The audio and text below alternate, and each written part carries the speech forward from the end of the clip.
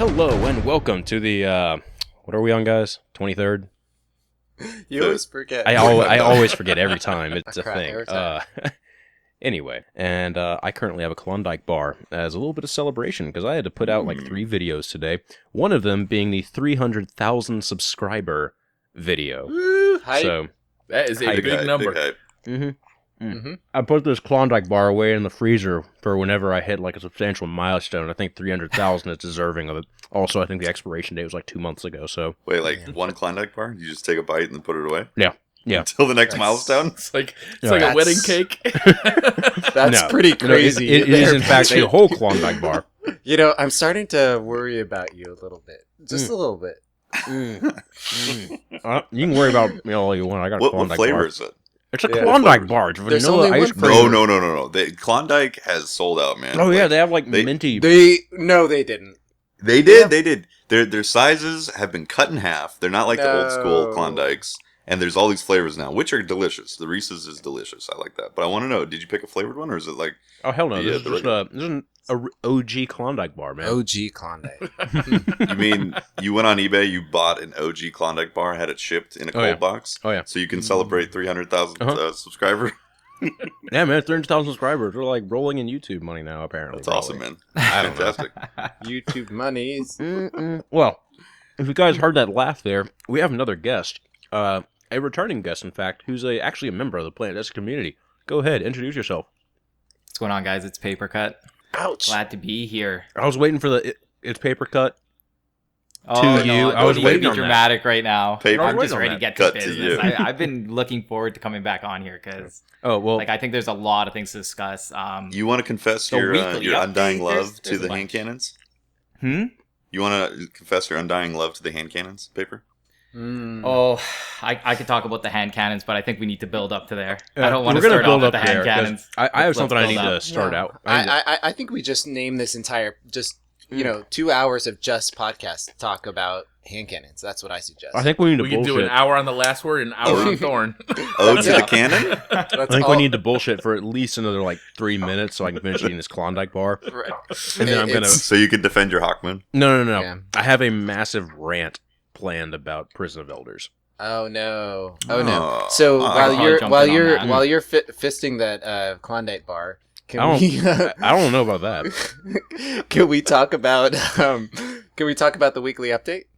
Mm-hmm. Let's do Yeah, it. all right. I'll actually start it off right here because I have it in front of me. Okay, Paper, go for it, buddy. All right, so they're gonna prove that the Taken King is more than DLC. It's a game. I'm like, okay, it's a game, definitely. Weekly updates will now be a source of information and insight on how we're updating Destiny for everyone this fall. That's what the weekly update should be, you know. So it was already a given, and now we're moving into Taken King. They're gonna tell us what's actually gonna be involved in the game, and that's already stuff they've been telling us since E3. So really, not too much there. Oh, I completely disagree. I don't think that I think there's a lot of stuff in there that they haven't told us about yet. Well, there's new missions, new narrative. They've been leading up to this. New exotic weapons, exotic armor, that's a given. The Dreadnought, that's the raid they've been telling us about, back to getting into 6-player mode, which is great. Increased level cap, that's another given. There's a lot of givens here. I was actually hoping to hear a little bit more. I don't Well, I think wanted to hear have about they it. confirmed increased level cap before today? No, they hadn't confirmed it. This was the confirmation of it. But it's the next logical step. People were saying level 40, which sounded a little bit high. Right. But it was the next logical step. Right, You can't but say I you're think- surprised that levels are going to be. I think what I see here in these bullet points is a confirmation of what's in the box. That matters to a lot of people right now. What are they definitely. getting? What are they getting for that $40? And it's not assumptions or givens, that we are making. It's confirmation from Bungie that this is exactly what's in the box. I think when you look at it specifically, 2 things that surprised me were. I'm happy to see that they put in a specific thing, the new cooperative strikes with unique and dynamic new boss battles. I think that being a focus of theirs, we aren't going to see as many bullet sponges anymore, and I'm really hoping that it comes to reality. But redesigned and reimagined strikes. I'm glad that they're going back and they're revisiting the old strikes and introducing the Taken and sort of like updating them into the new story lore, or bringing them into like where we are with the Taken King.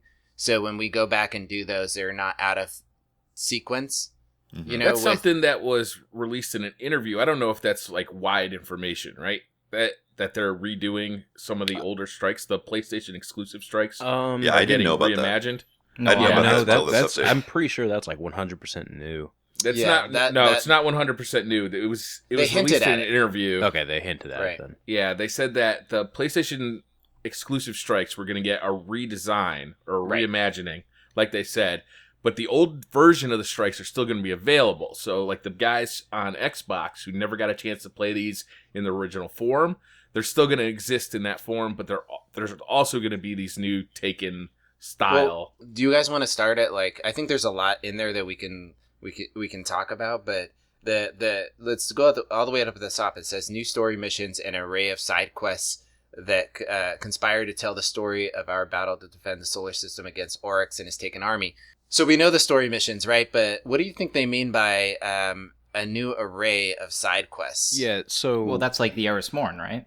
Okay. and I think it's something more than that. Like think about going through the Destiny story as it currently is. If you have a brand new account going through the Destiny story, there's still some missions that are kind of like side quests. You don't exactly have to do them to necessarily progress the story, but there's like only 5 total or something like The that. Shrine of Oryx mission comes to mind when you Yeah, say it's that. like it's Yeah. literally a side quest that you don't have to do.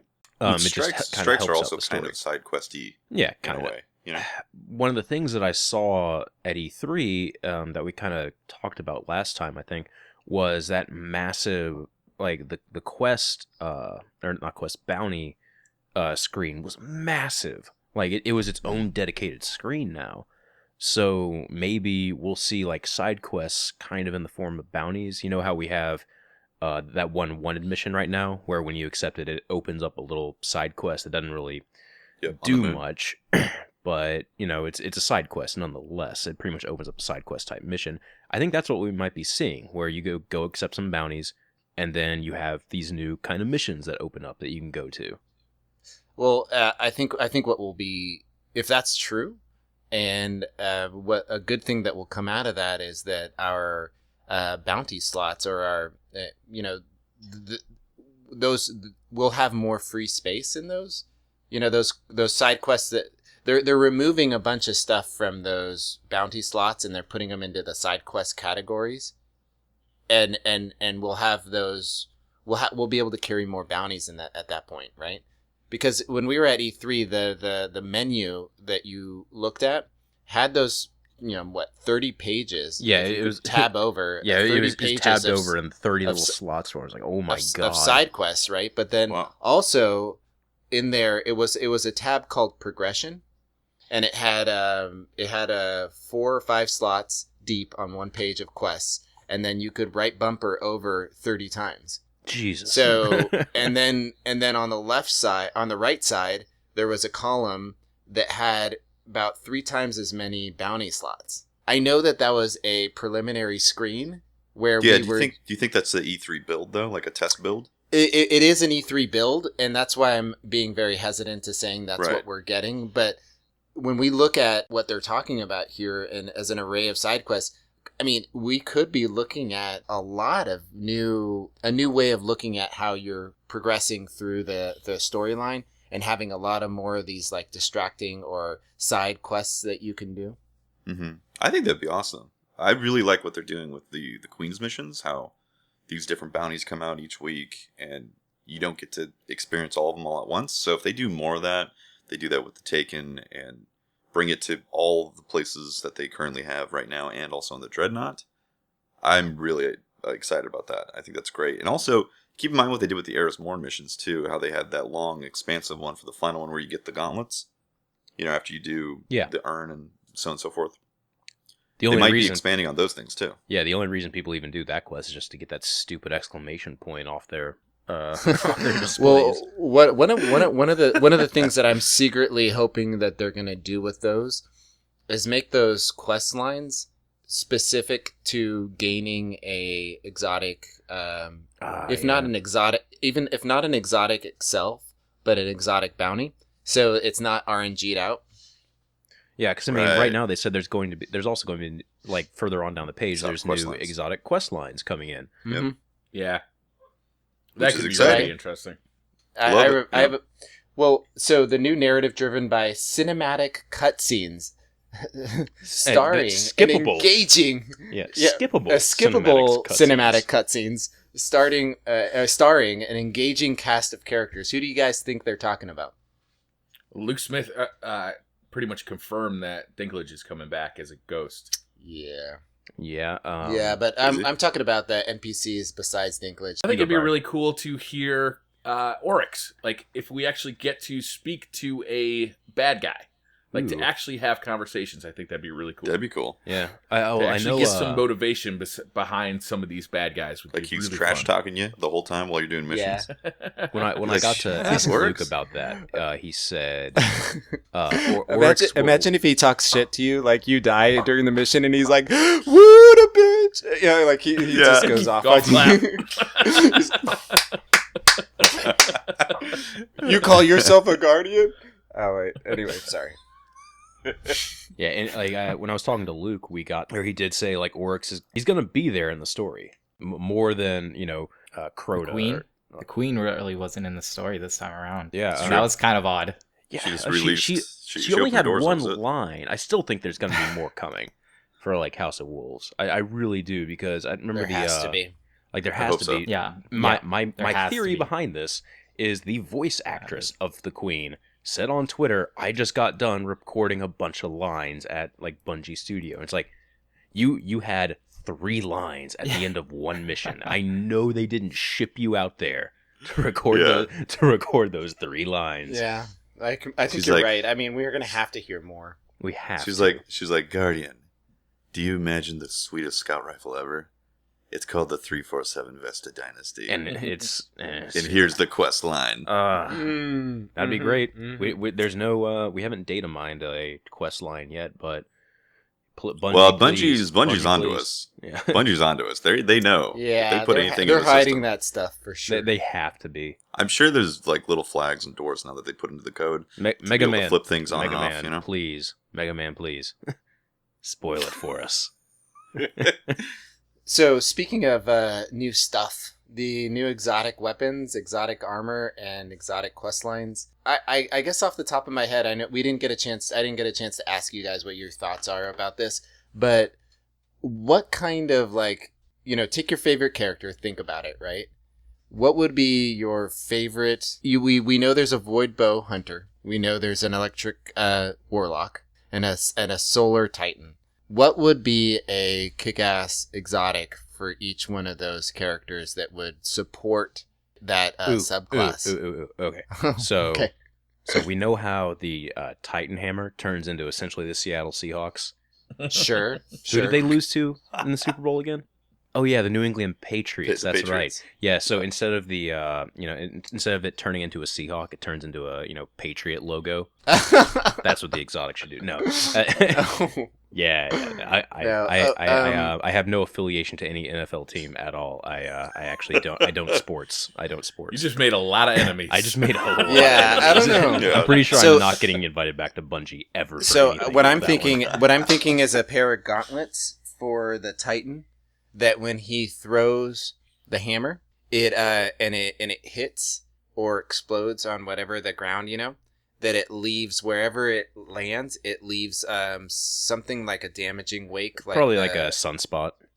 right, or no, or not necessarily. Maybe a sunspot, but just something where when it hits, it leaves a overtime damaging wake. There. I'd like to see something for like the hunter bow that targets caught in it also take like damage over time, something like that. Just because right now like you still have to kill them. That super alone will not kill them if you miss with it. So it'd be cool to still trap them and then they still kind of take some damage from it. That's just a thought. I still don't know how powerful that super is going to be, so I might go back on my words after a So while. it's a little bit difficult since myself, Briar, paper. We haven't had a chance to actually play as the classes, but I could see the Stormcaller having something that would extend the bolt or the reach of the chaining, just like Lucky Raspberry extends the range, you know? Uh-huh. So I could see an exotic doing something like that. Definitely. How about some boots that give me a horse so I can shoot the bow from a horse? Avoid Call horse. your Legend of Zelda. Mongolian God, Mongolian that'd be leather boots. So Yes, perfect. Love it.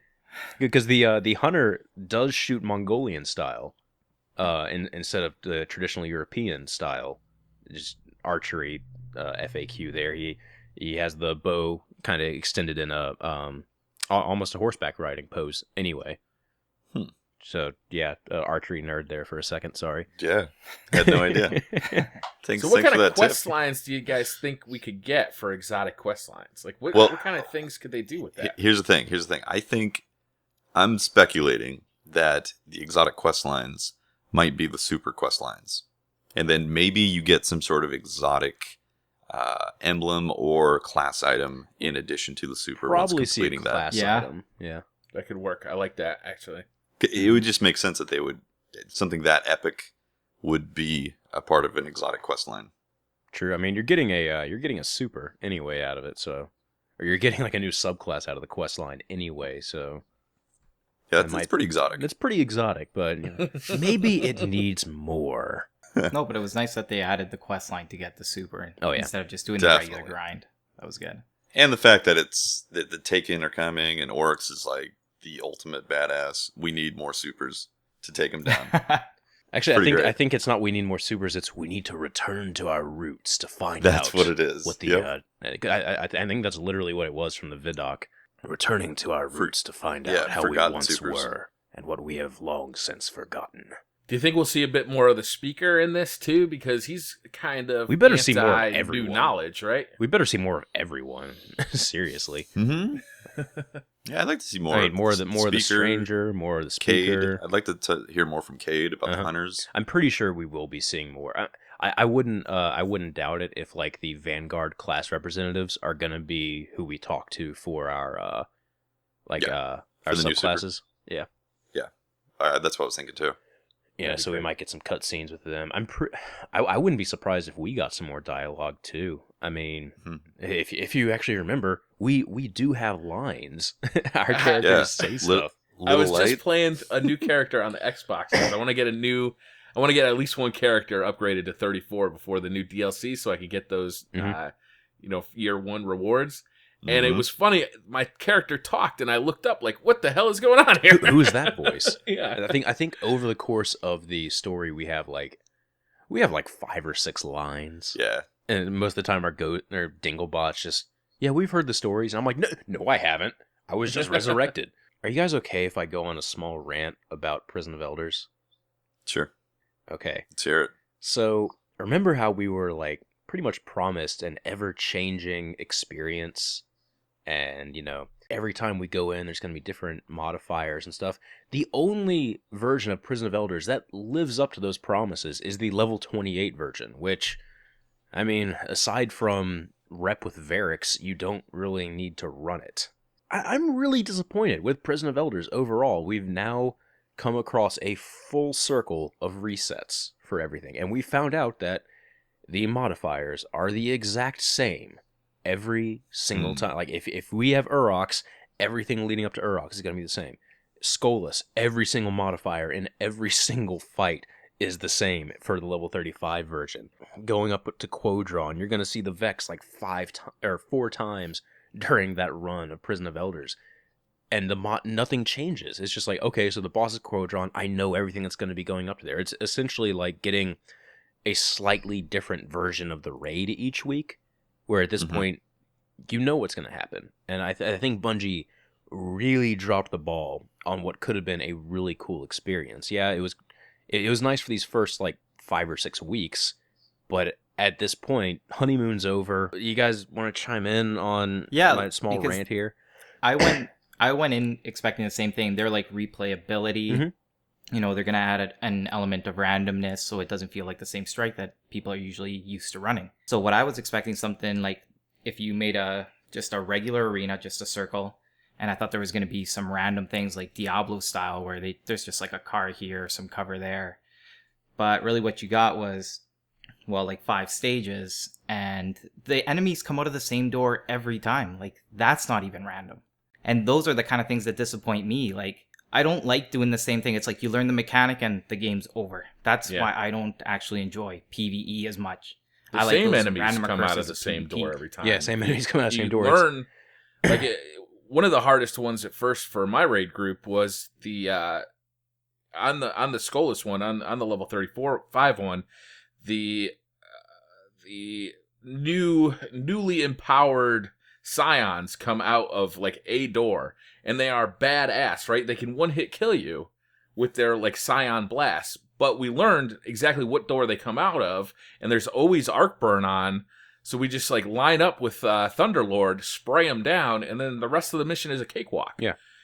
And you just had to mix it up just a little bit, and it would have changed that like, a lot, I think. I really think those modifiers, like, they just need to make what happens on level 28 happen on the level 32 and 34. Level 35, I'm still on the fence about it because of the delta scaling that's there. Whatever. 35, I'm not going to think about it right now, but 32 and 34, everything up to the boss needs to be random. The boss every week can have, the same modifier. Like, I can go into Urox and know, oh, we're going to have Solar Burn. Okay, that's fine.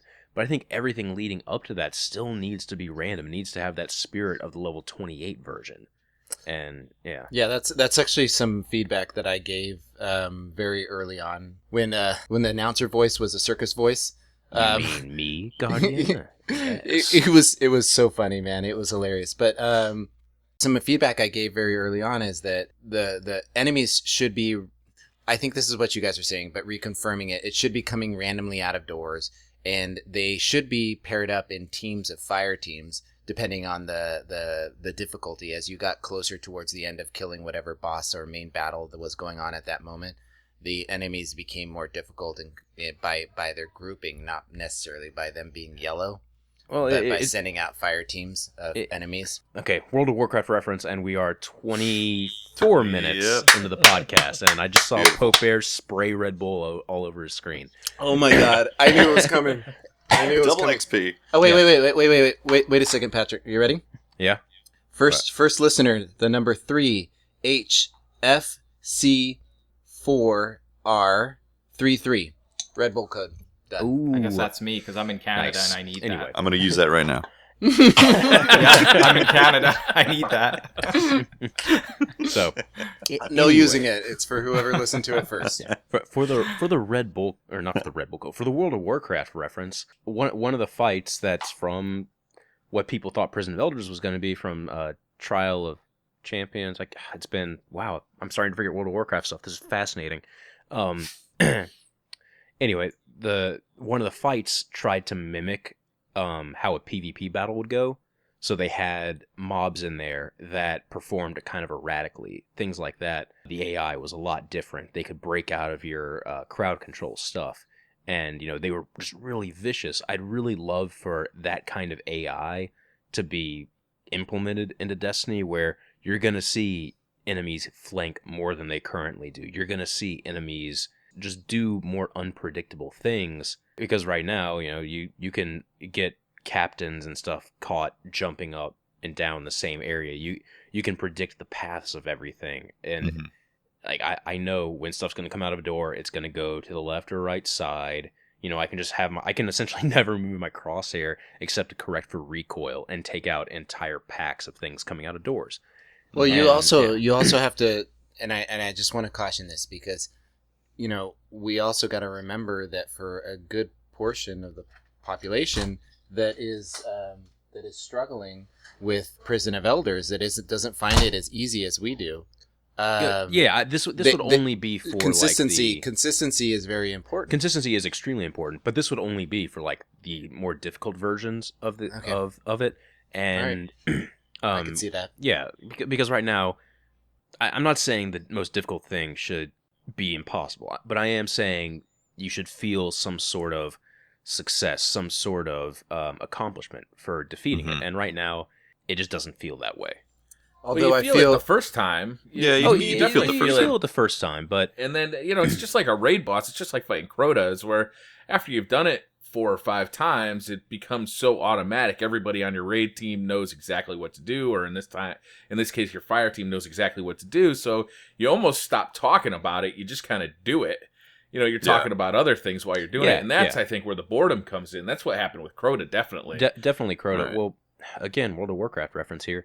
In the hard mode versions of the raids and stuff, what we ended up finding is that they're still difficult. You still have to be very focused, and you still feel accomplished after defeating those hard mode bosses, even if you've defeated it 5 or 6 times beforehand.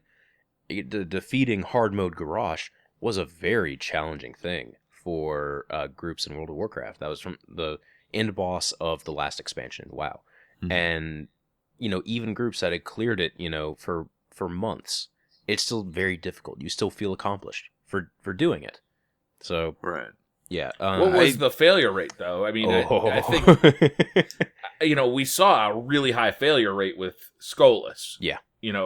And they pulled back on it. They pulled back on it significantly. Yeah. Because people were upset in Destiny, and I don't know if Destiny can support that kind of. I don't think it can. I think that's the problem. Yeah. Yeah, I don't think it can, but again, this goes back to just general game design, where Skolas, what was the problem during the fight? Was it Skolas himself, or was it the mechanics of the fight, like all the ads that come out, plus arc burn, or something like that? Yeah. Plus the burn modifiers. Yeah. Yeah, so that's an easily change. That's something that you can pretty easily remedy, which I think they have. And it's a fun fight now. Yeah, it's a fun fight. I'd still like to see that difficulty get ramped up a little bit more by making the encounter itself more difficult, which I think they're kind of planning on doing in the Taken King. We saw that they are wanting to do more complex encounters. And, Right. Well, that's the other thing about the Prison Elders that I'm a little bit disappointed Mhm. with, too, is that I don't find the complexity is really No. there. Not compared to raids, I was actually watching I think King Gathalion video today where he's like, there's 3 mechanics. Stand on this, blow this up, or kill this guy. Yeah. And that's it. And Also, I wanted to see not just one enemy type. You go to any of the planets, and there's at least 2 enemy types, and sometimes they get in a fight with each other. I was hoping the Prison Elders would have encounters where all 4 enemy types, Cabal, Hive, Fallen, and Vex, at one time could be spawned, and that would be awesome. Because I want to fight those guys. That's just more random things, and that's what adds to the replayability. We just want to add more things like that, and exactly. But here's come. the counter to it, though. At the same time, that sounds awesome, and I would love to have more of those complex things, and I'd love to have them come into different areas. Sorry, my dog's barking. Have different areas that they come out of, and maybe spawn different spots. But this is also on the last gen as well, and the memory might not be able to hold all those different complexities. This is true. I don't know how that is on the development side of things, but I mean... Yeah, it literally might not be possible to have 3 different enemy types in the memory banks at the same time for last gen. It's definitely possible because we could do it in Patrol right now. No, Patrol is only two enemy 2? types. Okay, fine. Then give us 2. Right. I mean, that would be awesome. That would be awesome. But that might be the part of the problem is why PoE isn't as complex as we'd like it to be. I'm pretty impressed with Destiny that they could put so many enemies on the screen at once. There's times where I'm just like in awe of how many things are shooting at me, and in Prison Elders especially in the Skolas fight when arc burn was a thing. There was an awful lot of stuff shooting at me. But that's true. Again, I don't know, I'd the like variety to just, see like the Patrick Vex. said, it's just not there. Yeah, You know, like in we've seen Skullus, I'd like everything to see other enemies show up with Skullus. You know, I don't want to just see the Fallen. I'm okay with just Fallen in the Skolas fight because I think it fits the story. Yeah, you have to add in the lore and story aspect to a lot of these things. So That's true. what could be the reason for other things showing up in other areas in Prison Elders? Oh well, clearly Varix runs a really shitty prison because all of the inmates have guns. Yeah. And there's bombs to dismantle. Yeah, And, and shit. there's how bombs do to they- dismantle. How do they get a hold of them, right? And what's up with this VIP being able to kill your round? Yeah. What if you're just standing in the middle, Let's just changing your imagine. gear up, All waiting for the next round, and all of a sudden 2 doors open up and you're getting bum rushed on one side by the Hive and on the other side by the Cabal. No, you know what shows up? You know what shows up? Jailbreak. You know what shows up? The hunters from Halo show up in that room. Oh my god. I think that randomly in Prison of Elders there could be just the enemies are moving against each other. And then you just, Yeah, that'd be awesome. That would be amazing. Like, if Like you a door survive opens this, up and just another Yeah. race comes sprawling out. yeah, surprise! Guardians I show up. You have found to their fight way Guardians. into new cell block. Why didn't they Horrible. use more of the enemy types? There's no Hydras in there. Why aren't there Hydras? I think if we want to distill this down, we could distill Might it be to memory. just simply wanting more variety out of Prison of Elders Yeah, and the yeah, expectations. Yep. Yeah, the expectations weren't really met once the honeymoon was over. Like replayability, not really there. It's kind of just like it kind of just serves a point of, well, you can run this and you can get fallen themed weapons or the fallen Yeah. exotics. It's like that's that for the most part stink. yeah, or you can get Oh, armor that's oh, really no. good in Prison No, of Elders. Do not bring up Shankburn because that thing's amazing. I am still adamant that there's going to be a Shank boss coming in the Taken King. Like We saw one, didn't we? yeah, We saw I'm one in pretty one of sure the we big saw guys. a giant Shank-like mob coming. But let's be honest. Does Shankburn need to be on a rocket launcher? Just saying. I mean, Yes. how much do you want to kill that Shank? if that rocket launcher has arc damage on it, and that's a solar No, but- shielded Shank, yeah, Right. But the thing that works against it is that the way damage indicators work is that the first damage hit takes off shields, right? yep. So And then over damage is applied after that. oh, okay, all right. Well, because I mean I look at that Shankburn and I was on Twitter the other day and I was followed by a guy, a character named Shankburn. I love all those random things. And once I realized that it was a thing, I realized how ridiculous it really is. Yeah. Oh, dude, when I first heard of it back in early or late April, I was like, I think it was with What? it was the podcast with Dichronic that we Yeah. Uh-huh. yeah, that's exactly right. I Mhm. was like, how is that even going to be a priority in my loadout?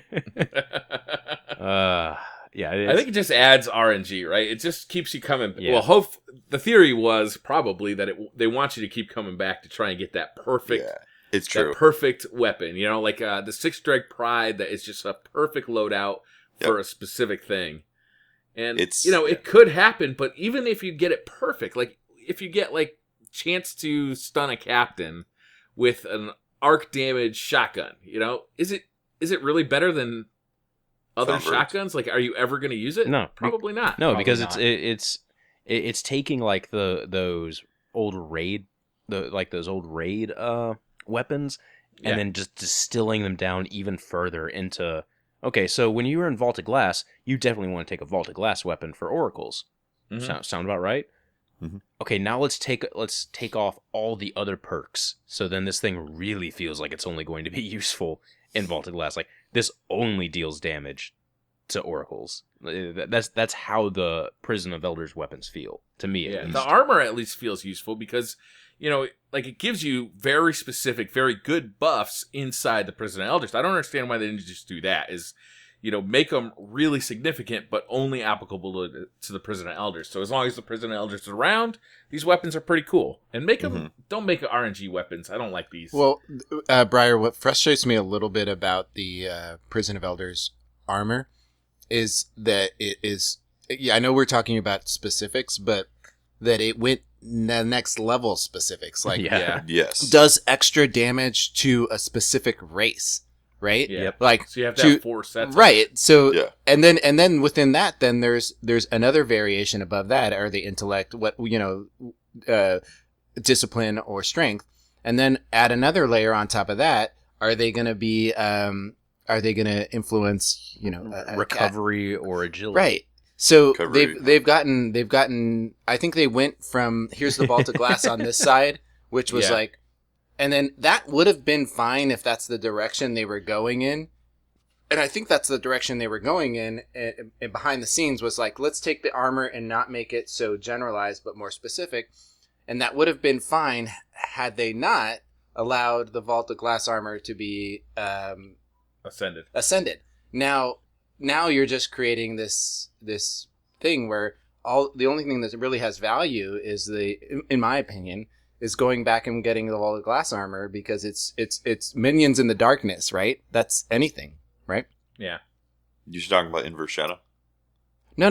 Like, I mean, now you get like you get a buff on a piece of vaulted glass armor. It's basically anything that's not a Guardian. Well, it's a generalized guardian, right? perks, so it's Right. not specific So it's to more the value. race. It has more value to me than getting a Prison of Elders. I just think that they made a misstep when they were allowing Ascension of vaulted glass armor, but then still keeping Prison of Elders armor so specific. I just think it's too much. It's just like I don't find the encounter difficult enough to warrant a need for that set of armor. Yeah, what you just said, Pope and Tefty, made me think they added RNG to the wrong place. If they had added this level of RNG to the fights and Prison of Elders encounters, you'd be in great shape. But no, they added all these levels of RNG to the loot, which is really, too really much. bad. Seems to be too the much, goal yeah. was to keep you coming back to get that perfect set of armor. That's why we kept running Vaulted Glass so much. Well, Vaulted Glass is also super fun. But that's one of the reasons I ran Vaulted Glass so much in the early days was I was trying to get to level 30. And, certain items just were not dropping, no matter how much I ran them. They pulled back on that with Crota and further back on that. Now it's not like you just get armor like crazy. But it's just so random that it's like to make a good set is still going to take a while. And you got to make 4 sets. I don't know. Like, they got to find a good spot in between. I think maybe Crota's End was kind of that spot. But the thing is, though, I don't find myself needing 4 sets because Correct. if I Well, go you don't into need a 'em, but hive, if you if want I 'em, go I into mean- a hive encounter, I'm not like thinking, "Oh God, I need to put on my hive armor so I can survive this encounter." It's not going to be that difficult. Maybe 4 Skulls, I could see that because it'll make it a little bit easier. But it's already a fun fight as it is now. Yeah. Yeah. But Pope, I know you're trying to hide yourself eating. I can see you hiding the sounds. Just go ahead and just go all in, man. Go all Just in. dig in. Just I dig can't. in. Dig in, can't. dude. I can mute your audio. It's good. Crunch away at those Doritos. It's not Doritos, man. Don't even Slam don't that even- Red Bull. I've got a beautiful Petit Verdot here, and Are you mixing that with Red Bull? You spiking Oh that with no, Red Bull? no. Red And I've Bull, got Red I've got Bull and seasoned, red wine. seasoned tri-tip here, and organic salad. No, this isn't some Doritos and Taco Bell. Here. salad. Don't you even start with me. Is it Shit, gluten-free? now I want Taco Bell. I know. I wanted to. Oh, you guys, dude, this glass of wine here is phenomenal. I'm sure it is, and I'm just sitting here drinking this glass of water. I'm drinking Like coffee. peasant. Anyway, paper. Don't cut. make me give out another Red Bull code. Paper cut. You have been quiet for most of this podcast. I have a Oh, feeling. you know what? I was trying to rush to the top of the weekly update because what I really want to talk about is right at the bottom. Okay, go for it. So I'm gonna let you guys have your time. We can work up to that. No. because Go for it, man. Go for it. Go for it. Yeah. Okay. Well, once you click on the feedback, it has the wish list for Destiny. Yeah. And there are a couple of things that stick out because overall, most of those things are cosmetic. Like they're not essential to the game.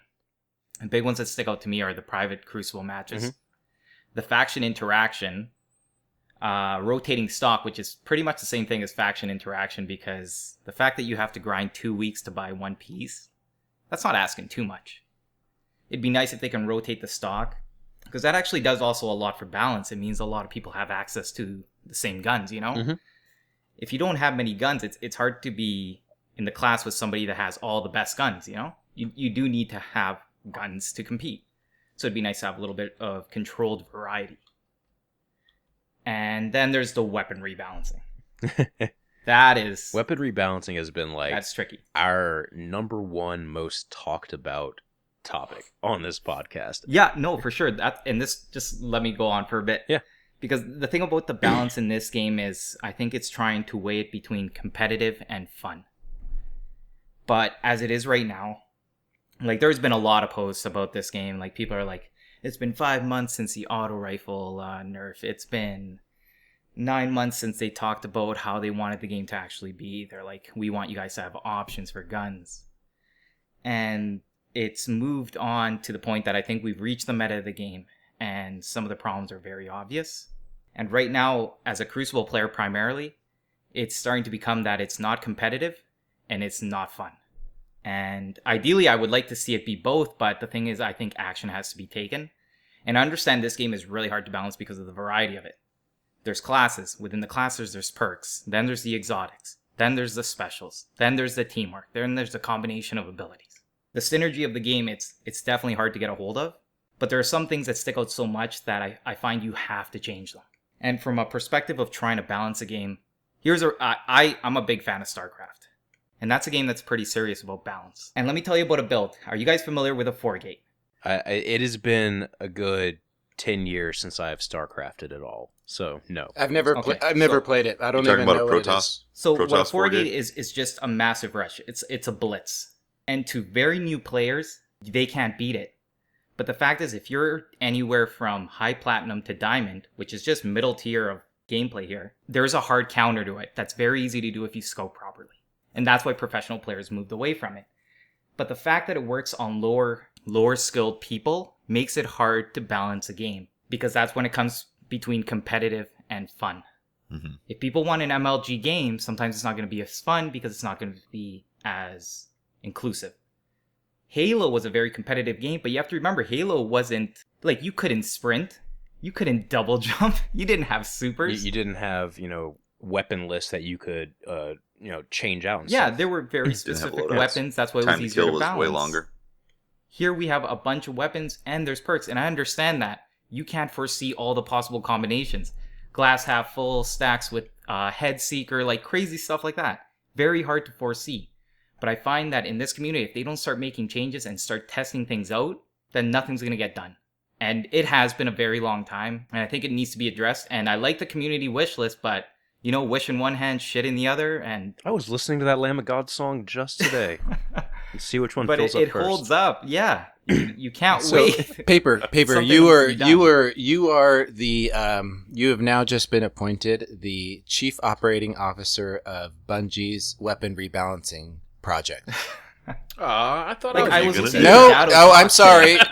I know, Briar. I had talked to you about possibly getting that promotion. However, Paper just proved that he is above you in it. You can be his secretary, Okay. but you can't His wear number pants. All right. Okay. So Perfect. So, Paper, you've got this job now, and what's your first action as Chief Executive Officer of Bungie's weapon rebalancing project? Okay, here we go. You can't be afraid to make changes, because the thing is, when you expand on this game, it changes a weapon. Like, I want to talk to you guys about the Aphrodite Spear. Okay. This was the first re-rollable weapon. And you talked about it in your sniper video, Holtzman. Uh-huh. You were like, it's just a slower LDR. Why would you use it? It's still a 2-shot. The Mhm. whole thing about that was actually to re-roll it for that final round. Yeah, no, that was the That was the sole whole thing. reason people got that weapon. But here's the thing. In the game, when that first started, it was primarily 6v6. So overshields weren't an issue. And even then, if you roll final round and tried to spam it, it's actually not as good as running a regular sniper. You're way faster with time to kill if you're just running all your bullets, you're going for headshots, even body shots. Pritis Revenge is still a .46 to kill with 2 body shots. So, but when the game changed to Trials of Osiris and 3v3, they weren't thinking about that when they first came out with this weapon. So they can't be afraid to change it. It just doesn't work anymore. So you're saying that your first order of business is to remove Final Round? Remove final round? Or nerf it? How would you go about it? There's been a lot of I've seen some of the Reddit posts. You make it to just luck in the chamber. For people that rolled it, that's 1 out of 3 is still not bad, and that actually sounds pretty fair. 1 out of 3, it's a low rate of fire sniper. In 6v6 mode, it's still not that good. In for overshields, it actually won't kill an overshield with final round to the body. You still have to get the headshot. So now, Paper, I think that we go to anytime you start getting into these weapon rebalancing conversations, I think you go back to this fundamental problem where these weapons also need to be effective and fun to use in PvE. Oh no, you can't balance these together. That is, you can't. So I think we take one more step back. If you're in charge of this, and your first order of operations will probably be to separate PvE and PvE weapon rebalancing and make them 2 independent trees. Yes. Okay. You would definitely have to make them independent. So Like, final how round. independent? I don't know about that. Well, why? No, Why- you can't change the base mechanics of the game. Like, the base stats of the gun have to stay the same. You can't change recoil patterns, because then you'd mess yourself up each time you change modes. You can't change things like that. You can affect how much damage things do. In the end, it comes between time to kill and how hard a weapon is to use. Because on paper, you can only take that so far. It's how hard is it? Remember the Necrochasm, all headshots, time to kill, very low. That's on paper. How hard is it to do it? It's weighing those two things. And unfortunately, the only real people that can weigh those kind of things is when you get a group of very good players together and you battle them out and they're honest with each other. And the thing is, you're going to be honest in the end, because if you're not, you're going to sit in the other end of that thorn. It's like, damn it, I should have told them that was a terrible idea. That's where we're at. Mm-hmm. Well, there's examples of guns that have different balancing for PvE and PvP, right? Yep, the Shotguns. Yeah. So it's possible, right? Yeah, exactly. It is possible. My feeling on the final round thing is it should do enough damage like a trip mine, so you could spec for high armor to counter it. But in PvE, it should still do the same bonus damage it does right now. Because some people got the spear just for that in PvE because they're a collector and they want to have that extra bonus damage for their flavor of sniper. Mm-hmm. I think they should just add an extra line of dialogue to it. They should say, final round does extra damage on the final round against minions in darkness. Oh, beautiful. Wow. There it is. Here. I'm sorry, Paper, you just got demoted. Fryer is now. Fryer proved himself. Well, I think you need a round table here. You can't have one guy up in the end, because honestly, it seems like that's what happened. You had one guy at the top and he's like, I love hand cannons. You know what? Let me make the best armor with increased reload speed for hand cannons.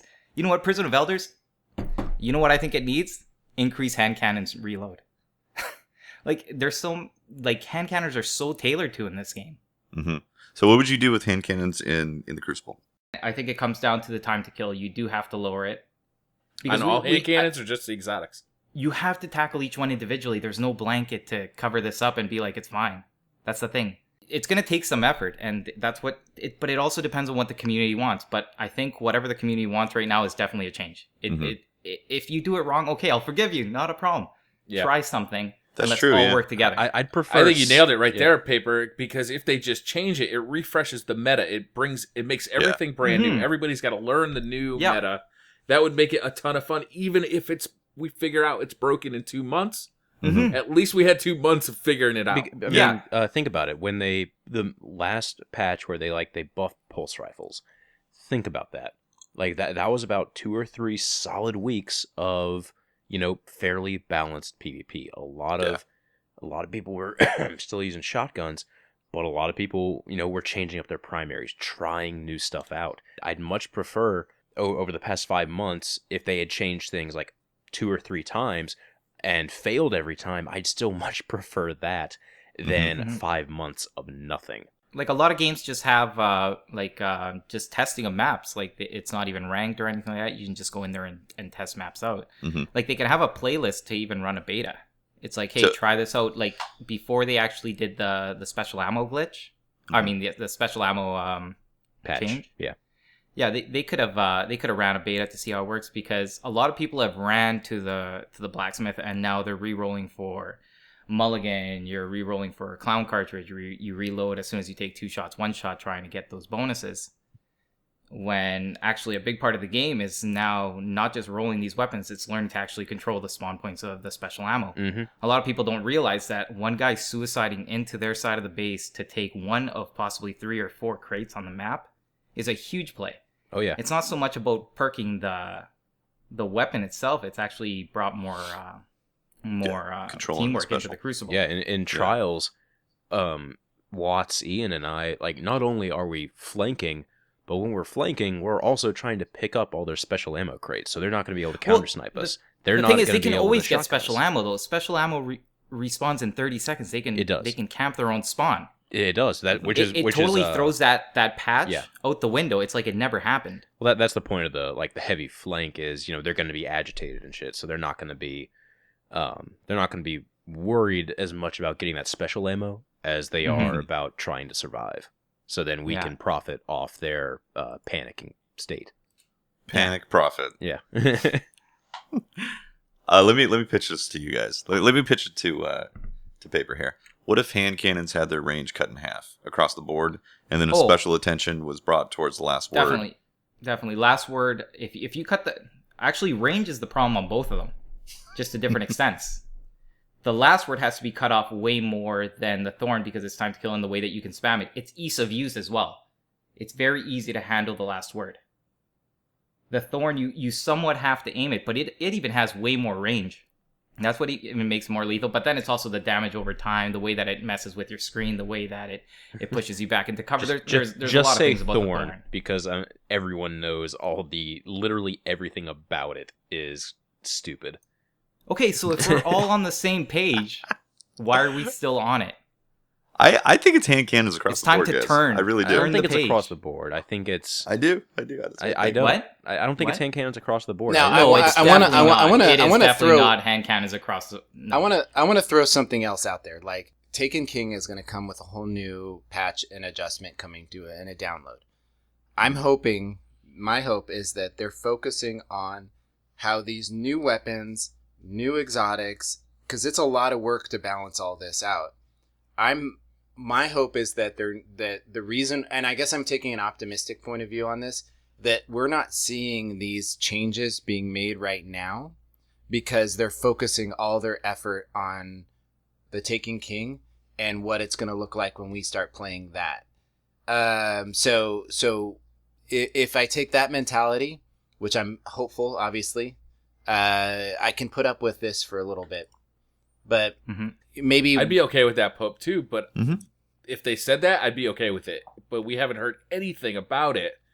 the only And they know it's an issue. The only right? thing that we've heard regarding weapon balancing stuff in like the past 5 months has been one from the open house where they said we'll monitor it, and then two from the most recent weekly update, the one that came out today. They said they'll be talking about it before the 15th of September. Yeah, that's not very promising in that update, but hopefully it's on their very top priority list because it I think it's literally one of the most talked about things in the Destiny community right now. No, Aside- I think Vault Space is still up there. Yeah, well, it's like vault space, weapon balance. Why do you have a vault space issue? You only need 3 guns. Yeah. That's my point Thorn, exactly. and your shotgun. And Fabringer. on Fabringer for the wish PvE. list has the where is it? Additional storage, and then there's vault sorting options. If you double your efforts on additional storage, you don't have to worry about vault sorting. Yeah, I never even use Vault anymore. I And just the look at and the Destiny app does inventory that manager. anyway, so you don't need Yeah, the really app, sorting options. You need a bigger vault. The community's taking care of a lot of these problems. Like, I think one of the reasons that I really play this game is like today I haven't done any of my nightfalls. It is Thursday. I did the nightfall, so I just jump on LFG. It takes me 2 seconds to find a group. I'm gonna say like almost all the time, it's always great people. Mhm. Yeah. Yeah, And it's a great fast community. and yeah, and I'm really surprised by that. Like never mind Call of Duty. I'm with Chill. you, baby. Like We shall not Destiny, talk like about the that. community does so much and just want a little bit back. Even if they did the private matching, we could figure out a lot of things like mechanics. Figuring out mechanics even for videos for Planet Destiny is sometimes Oh a pain my because you God. can't find you need certain scenarios like I need to me do running around. Like don't judge me by my KD either because I run around trying to do ridiculous things. Oh yeah, for science. yeah. Like Oh my, yeah, my KD is at like sure. 1.8 right now, I think, and Yeah. it's like literally I've really only played Crucible in the past 2 or 3 weeks just for testing purposes for videos. I haven't had as much of a chance as I would like to go be myself in the Crucible and snipe people. No, I've had to go into Rumble matches and then in between killing people that are trying to come kill me, try to get headshot tests off for an aim assistance video. Mm-hmm. At different distances. Yeah, and then like at different distances, but trying to keep the same distance every time. But then everyone realizes that you're standing over there shooting this guy in the head. So then all of a sudden everyone is like, "Hey, that guy's cheating or something. Let's go kill him." So then you have to, not do that. Yeah. Yeah. So you're saying when I kill Patrick Holtzman in Crucible and I teabag your body mercilessly, it's not necessarily because I'm better than you? Is that what? What? Sorry, I wasn't listening. No, Okay. that's a YouTube thing. Like Yeah. you can't fool around. I get beat, and then No, guys like put that absolutely. up on YouTube. Yeah, no. Oh, yeah, totally. I get that message, too. I love that message because I've responded to, I don't get it very often, so I'm not like a somebody that's hugely popular that gets like 1,000 messages. So I can at least respond. And my standard response is, yeah, haha, good game, right? And no matter what no matter what they say, like it's usually pretty rude. And then the response back is always, oh yeah, man, I'm just kidding, a huge fan of the podcast. Keep doing what you're doing. And I'm like, wait a second, you're a total jerk to me just a minute ago. Don't be like all If nicey I nice ever now. get a message where someone's a dick, I just say subscribe to PlanetDestiny to learn how to improve your game. That's all I say. And my business card. I think the culture right now is of gaming is that sort of, it's okay to say whatever you know. If you're out in front of the population, it's you're sort of expected to be receiving some of this cannon fodder, right? Well, I think that's also like a large part of it is online gaming is growing up right now, and it's like in the teenage years. So it's a little caustic. Teenage years is going on Twitch because I can't even keep up with those chats. I don't know what they're saying half the time. There's so many inside Twitch jokes that like I don't know what's going on. Yeah, there is. I had to look up Kappa. Yeah, I had to look up Kappa. I had no idea. Yeah. Can you explain that to me? Just- I'm Yeah, not gonna come right out and say it. I don't know what that means. I looked at it. I'm like, what? Yeah, it's just if you write Kappa in any of your comments, it means that whatever you just said was a sarcastic comment. Yeah, sarcastic. I think kidding it's joke. I think it's a identifier for people that are not very funny, and so therefore their comments are taken the wrong way. So therefore, you know, they put in Kappa just as a catch-all. You know, like your mother's fat, Kappa. Right? Okay. Does that mean that's okay for you to be a total douchebag to me? No. Well, yeah, it is, because I said Kappa. Oh, okay. I get it. It's like when two kids are like being real jerks to each other. It's like, oh, I think you have a messed up face. Just kidding. Yeah. Something like that. Yeah. Siblings just kind of messing with each other. So it's really funny how Twitch is sort of getting its own identity, and I think it's funny how sometimes different YouTubers or Twitch streamers, their chats will be in competition with others. Do you know what I'm saying? Yeah. Like Yeah. I'm you become you're like a gang or an allegiance of one streamer to another, and yeah. Oh, yeah, definitely. I don't know, but some of the good things that I've been seeing from the streaming community or from the Destiny community within Twitch is like streamers have become when they get offline, they've been rating other streamers, and I always think that that's really cool to see. Like they'll send their entire chat over to another streamer, and it's a rating party, right? And that's some of that good natured fun among streamers is really cool, and it gives me hope to what's going on, right? Well, coming from Call of Duty, and Paper can, I'm sure, agree with this, is that the Destiny community is so much kinder than the Call of Duty community ever was. It's unbelievable the difference. You can see it in comments on videos, in Twitch chat, just in post-game messages. Like, instead of, getting constantly caustic messages on PS4 chat, I get a lot of stuff. Hey, I just played with you. You're on my team in that last game. Or, hey, I just played against you in that last game. I'll get Twitter messages that have like a scoreboard with me and that person on it. It's like, that stuff's cool. Yeah. People are cool about it. It's not just constantly trash talking I completely and caustic agree. behavior. Completely agree. A totally different experience for me than Call of Duty. Absolutely different. I still get teabagged, but it's like it's like it's like a teabag though, but like I get teabagged and the message will be, "Hey, love your podcast." You know? Yeah, a teabag with a wave. but it's like That all happens right. to me just about every time. Just about every time I stream Crucible. Yeah. And it's become a point of pride for people to get to teabag the streamer. Oh yeah. Yeah. definitely. Oh yeah. Definitely. And So- I don't even take it personally anymore. Yeah. Yeah, in the Bungie bounty, if you kill Deej, you gotta teabag him, and then it's just good natured fun. Yeah. It means something different there is now. definitely the right teabag and the wrong teabag, and you can tell what it is. Like when two guys face off and Explain, Paper. I want to hear your take on when it's Yeah. appropriate I'm to. gonna agree Wait. there's definitely some moments in there when you're looking at a guy through your visor, I have to set this. and the sun shines on it the right way. Okay. And you look at each other and you just had a moment, and somebody has to come on top. That's just the way the Crucible is. What? On top. Okay, that may have sounded weird. But, Yeah, it did. but This going. is, are we Almost talking there. about teabagging? regardless, what were we talking about? I don't know. Teabagging. How Oh, some teabagging, teabags are yeah. okay. You know, No, rubbing right and your wrong, scrotum When you on really get somebody somebody, else, you can yeah. appreciate a good teabag. Like when somebody kills me when I have my super and they teabag me, I'm like, yeah, right on. Like he knows he got me, and that's part of it. And a little bit of, like I come from like games where you do get a little like. Have you guys, if any of you guys play anything like Street Fighter or Smash Brothers and games like that, those are pretty competitive games, and part of the game is actually trash talking. Oh yeah. But to the point that you respect the guy when they like smash you down, when they get a down A down on you on the edge, like you're like, yeah, clap. You clap it off because it was a good move. What So teabagging, there's definitely the right place for it and the wrong place. the wrong place is like you just killed 4 people and have like no health, and then some guy from across the map, one pellet of his shotgun hits you, and then he kills you, and then he teabags you, and he runs over to teabag you, and it's like, okay, guy. You know what? To me, the worst teabag is a team that actually demolishes my team. Like if you're on a team that you have like 3,000 points, and then they teabag you on top of that, like by the time you have a lead like that, usually you're just fooling around. You stop doing call outs and things like that. But a team that'll stomp you and then teabag you, it's like, come on, man, I'm already down. Just ease up. Get Yeah. him off my face.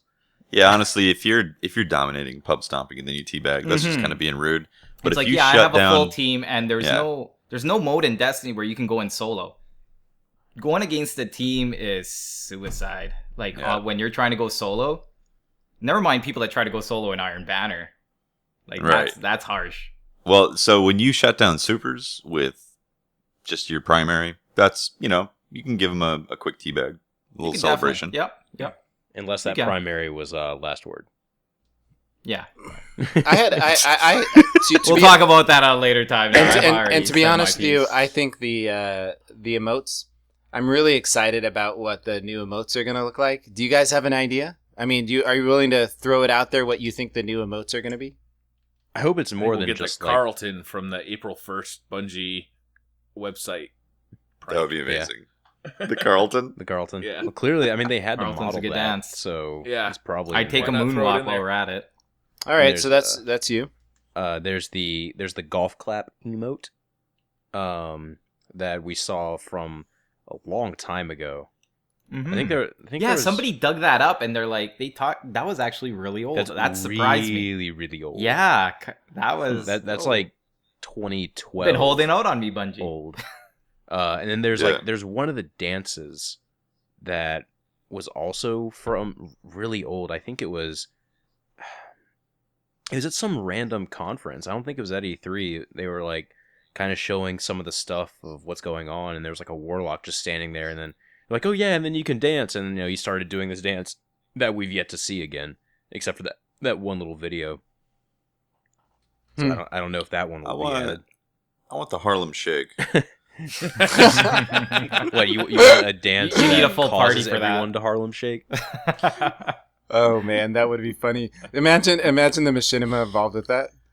Yeah, There's been a few. or wait. No, this would be. I think this would be better if you could plank in Destiny. That would be good. I like that. Planking in the Vault of Glass. Planking near Skullus. If you can plank, there's gonna be like PvP tactics to like plank down in like a really low area where no one can see you. They're gonna run by you, and then you get up from your plank again, and then shotgun in the back. Plank to avoid an axiom bolt. Tactical planking. Oh my I tactical see people planking. sitting a lot in Put that on the class PvP. list. Yeah, On B yeah, and Briar. Pantheon. Oh yeah, Yep. So you can't shoot them. Yeah. yeah. I was doing that a lot in Pantheon Briar, just kind of sitting down behind a corner and then using. Or the I'm thinking camera. an anomaly. I'm sorry. I was thinking an anomaly. You know that B Mhm. point? That's like, Oh yeah. just- Yeah, I do that. People will sit right by that table, so you can't shoot them from the other side of the table. Yep. Where did we go with this conversation? I don't know. I think this original thing was about balancing final round effort eats.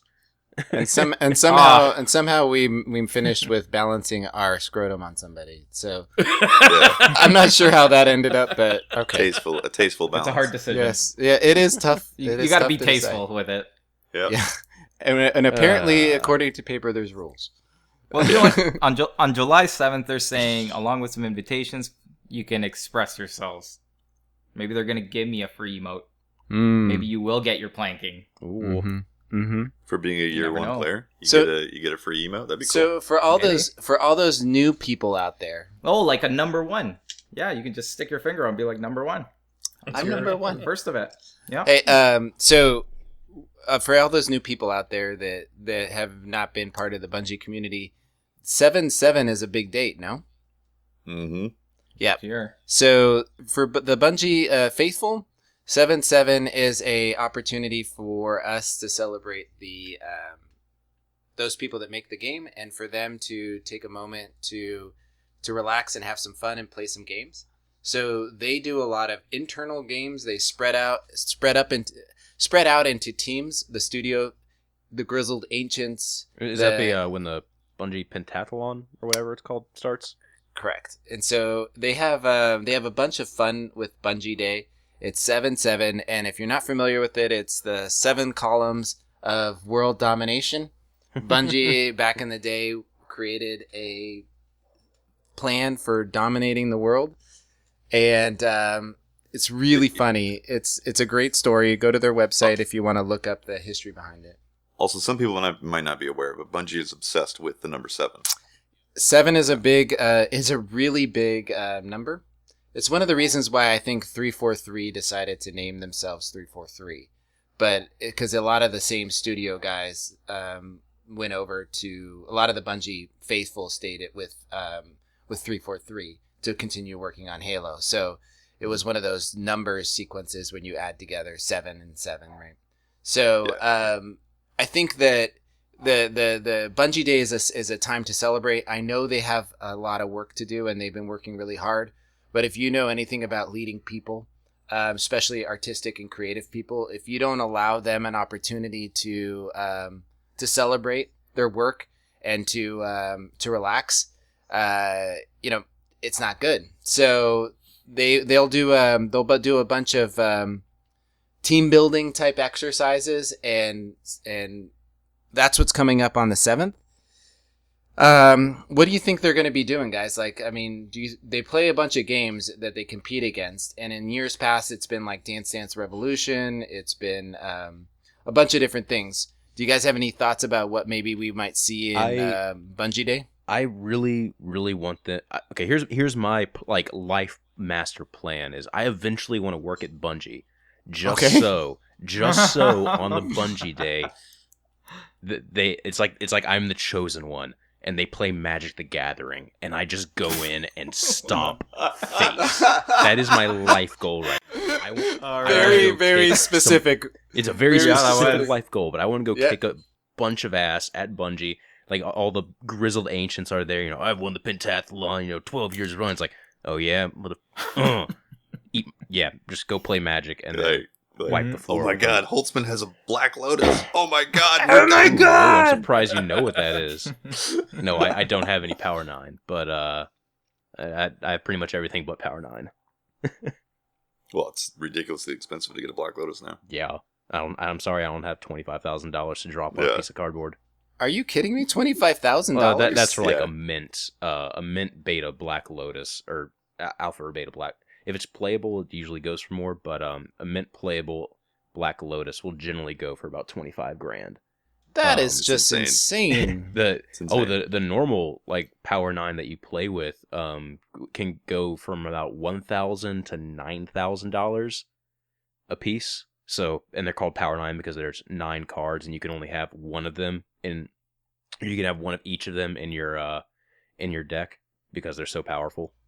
So wow. Yeah, you can easily drop like $80,000 on a Magic the Gathering deck. If you I lived in an apartment complex where my next door neighbor, I got to know them, and he was this kind of strange guy, but he's like, hey, you should come over and play Magic with me one night. And I'm like, oh hell yeah, no. Hell yeah. So I said I'll come over and I'll drink a few beers, but I've never played Magic before. And he had this super serious game that went like it was a match every Friday. And Friday Night Magic, man. Friday Night Magic. I That's know. a I didn't thing. know it was a thing. I didn't know it was a thing, and I guess so. You have misappropriated that term, sir. I have. It was something else completely to me. So apparently, it's a bunch of dudes getting together to play cards. I thought it was something else. So, but anyway, so he invites me over, and then like at the end of the night, like he's all, hey, in like this super secret voice. He's like, let me show you something. And I'm like, okay, this is getting God. really weird. This is getting really weird. But he walks me in back of this like 2-bedroom apartments. And he walks me into one of the back bedrooms. And I'm Oh, like, of course. okay, it's going to get really weird. But he had, like a garage shelving, Yeah. right? So it's that floor to ceiling, hard, heavy metal. Uh-huh. 3 shelves from floor to ceiling, boxes of Magic the Gathering cards in the entire room. And he said, what you see in front of you here roughly represents about $250,000 worth of Yeah. cards. That sounds about right. Easily. Yeah. And he's like, Eddie, so he's like, I buy and sell and trade Magic cards for a living. Yeah. That's no, what I do. I have. I had 2 no friends that idea do you that. could make. I had no idea you could actually make like a decent. Like he was pretty good at it apparently. But Yeah. After I quit working at Target, I did that for about 3 months, and I made a substantial living. I was making about $800 to $1,000 a month, depending on how good I could predict the market. wow, that's just crazy. But it's good. Kudos for him. I mean, he was doing something he loved and making money at it, and I just Yeah, that's feel- awesome. But he really loved Magic. No, it's an incredibly fun game, and Yeah. Bungie guys, if you're listening to this, if I'm ever back in Seattle, I will bring one of my decks. I'll bring an EDH deck, and I will kick all of your asses with it. Oh, challenge. Challenge. Okay. Back on to Destiny. Yeah. Mm-hmm. Okay. Yeah. Let's go there. Yeah. Yeah, sorry about that tangent. I think we were talking about what Bungie would play at Bungie Day. Yeah, like it's something fun. It's something just. It was a question that it was brought up. Someone sent me a message on Twitter. They were asking, they're new to the Bungie community and weren't familiar with Bungie Day, and what kind of games do they play at on Bungie Day? And I think the thing is they do play games like Magic. They play games like Battleship Mhm. and Connect 4 and what's the one with the bean bags that you've got to throw into another See, I want to say it. shuttlecock? I Right? want to say it, but Shuttlecock? we've already had too many euphemisms here, and in the No, South, no, it's I called cornholing. Oh, Yeah, that's what they call it No, here, no, wait. too. Isn't it Cornhole. Texas horseshoes? well, maybe that's part of the Friday night thing. Cornhole. Friday Night Magic. Friday Night Magic. Play Friday Night Magic and cornholing, baby, at Oh my goodness! I think Bungie has revolutionized what Friday nights need to be. No, but yeah. So they Bungie Day is great, and then they're gonna get back to work. Obviously, they take that week and make take some time to themselves. But it's gonna be great to see what teams and games they're gonna be playing. I just hope that at some point in my future I work for a team or a game or a company like that takes care of their employees like that. So that's one of the things that I've always been proud of about Bungie is that they do stuff like that for their employees. That's really good. Yeah. Yeah, it beats a plaque after 5 years. Well, you hear all these stories about layoffs from all these game studios, and they filtering through their creative talent so fast, and that can't be good for the psyche. It's not. No, it's a lot of pressure to try to satisfy so many people. That's Yeah. So it's nice to hear that Bungie takes care of their Mhm. employees that way. I wanted to run this idea past you guys. I just put out a video on my channel, and I want to do something that's like purely on my channel, kind of away from Planet Destiny, where I kind of take people's footage, they submit it to me, and then I kind of critique them. So if there's someone who's really wanting to get better at sniping, they send me just a normal match of them playing Crucible sniping. And I could tell them what they're doing wrong and stuff like that in the video. And I could maybe have 2 or 3 people in one video where I kind of critique their work. and then after so many weeks of doing this, or after like so many weeks, I kind of follow up on them, have them send me another video, and then see how much they've improved. And then after, say a semester, quote unquote, worth of time, I could like see who's improved the most and have like my most distinguished student award or something like that. You're gonna be like Star. the Caesar Milan of guardian shepherding in the I Crucible. was thinking more You the know, dog you know what? whisperer. The thing is, this would be even better if you had private Crucible matches, Yes, because then it you can would. actually like pit up your students against each other. It's like fight. Yeah. Go at it Well, maybe Friday Night by Magic. maybe by the time I get the series rolling, with that'll be spectator mode. Yeah, that would be really cool. But what do you guys think of that idea? Like, that's something I've been kind of toying with the idea of, and I just put out the video saying I'm I love it. interested in doing it. I think it'd be awesome. The Alright. community Yeah, is sounds very fun. much in need of mentors like that. I think a lot of people gravitate to like Triple Rec for Mhm. that. They watch his live streams, but something more clinical. And I think MTash is approaching that as well. Mhm. And I know that some of the other streamers like that have fewer viewers than Triple Rec, because sometimes it's really hard to get your voice heard or Definitely. to get to know the streamer. And nothing against his channel, he's awesome, but like He's a nice smaller streamers like MTash streaming and KJ Hovey and some of the other guys that I know Well, and there's are really who's this? out there. There's a guy, something tricky something. Anyways, when I was watching the PlanetDestiny stream, I went to watch just to check out what other channels were happening. This guy was actually a crazy sniper. I was actually blown away. Tricky. See, I'm terrible at shoutouts. Sorry, bud. But you, if it's you, you're an amazing sniper. Okay. There's also there's a difference when people are talking about getting better at the Crucible. A lot of people say, you just have to kind of get better, like practice aiming at a specific area and like sniping in at it all the time. And there's like a certain element of stick skill that you have to just get good at, Yeah, right? But there's also yeah. a lot of positioning and thought and that kind of stuff that I don't really hear a whole lot of when people talk about the Crucible, right? What you're talking about, Briar, is I think the general thing that we call it is just game sense. I think I think Triple Red Gamer calls sense. it mind skill. But yeah, it's Mind skill, yeah. it's something that's very difficult to teach because it doesn't come naturally to anyone. You either kind of you have it and you adapt to it really quickly, or it's something that will kind of just click for you. Hey, like fourth World of Warcraft reference, I played WoW for 10 years. The No. first 3 years of that. I didn't know that. I've never heard that you played WoW.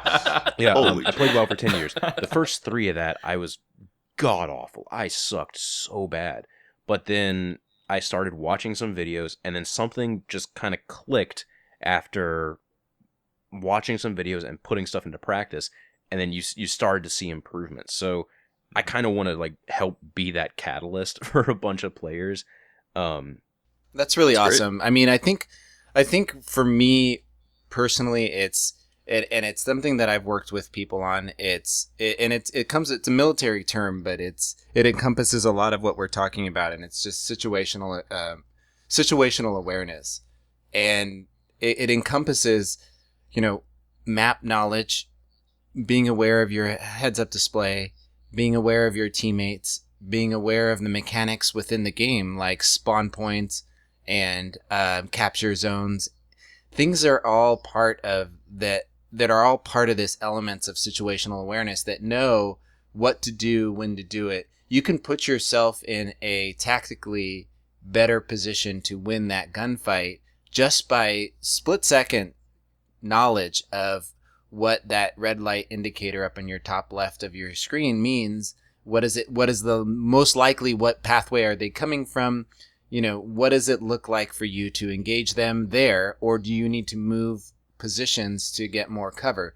And so I think for PvP, something like what you're doing, Patrick, is perfect, is that teaching people how to be aware of their surroundings and to put themselves in a position where they will most likely win that gunfight. Yeah. Yeah. So It's very much like chess. Mhm. If you play chess and you understand that you have to be aware of the possible moves and the possible situations that are coming to you, then it makes you a better player of the meta of it. Because obviously it comes down to shooting bullets, but just shooting bullets is not going to win you matches. It's understanding the chess game that's behind it.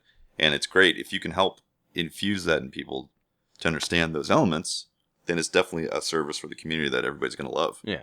Yeah. So, Well, just go ahead. on that chess anatomy, a chess analogy. Most chess players typically say the reason they can play so fast is because you've seen a move before. Mhm. I'm not reacting every single. It's like I'm on autopilot because I've seen this happen. I'm like, if you're weak, I throw a grenade. You're either gonna move or you're gonna die. I'm ready to aim if you jump out or the grenade's gonna get you. It's one or the other. The scenarios are always the same after a while. Like luckily in Destiny, the thing is there's so many different ways to do actions. It's the mechanics of the game. Like people that are good at first person shooters are always going to be good at first person shooters. Mhm. It's that time at the beginning. That's why I love games at the beginning. Because all the first person shooter guys, like they're going to be good, but they're not going to be at their peak at that time. That's why it's fun to try to get to the peak really fast. But the only way to get to the peak of a PvP game at the beginning is to learn the mechanics. If I understand how things work, then I make good decisions. You can't make good decisions without knowing the game. That's why the beginning of that's why I love opening day on any shooter. Like I go for midnight release because I like popping in with all the new guys and we learn things. Like we take the basis, we're all on the same starting line, and then everyone takes off and tries to reach that peak of getting to the meta and things like that. Definitely. So if you guys want to learn more about that series, I'll have Ryan post a link to the video that's on my personal channel where I talk a little bit more about it. But yeah, like it's something I really want to start up, just to see what kind of happens. I definitely think Just the tips. Just the Holtzman. tips Just the is tips. not the title I'm going to be going with. I'm with you, Briar. That's the Holtzman. perfect title. Holtzman tells you to get good, scrub. Get good. Episode number scrub. 1. I think I'm going to go get good school. So Paper, we brought you on. You got to talk a little bit.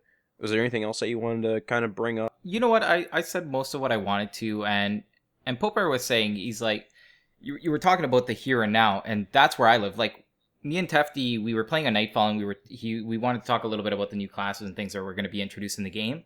The thing, I seriously don't like speculating. As fun as it is to speculate, I don't like getting used to anything or just assuming things are going to be there.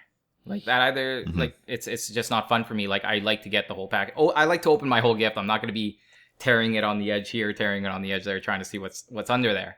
That's why when we were going through the weekly update at the beginning, like, to me, that's just the same thing. So it's like they're telling me all these things are going to be there, but I'm actually getting to the point, and it's not Bungie's fault. It's just this Xbox One and a lot of the games that have been coming out on it, they are not crisp. They don't feel complete to me. And pre-ordering has been a really big thing since I got this thing.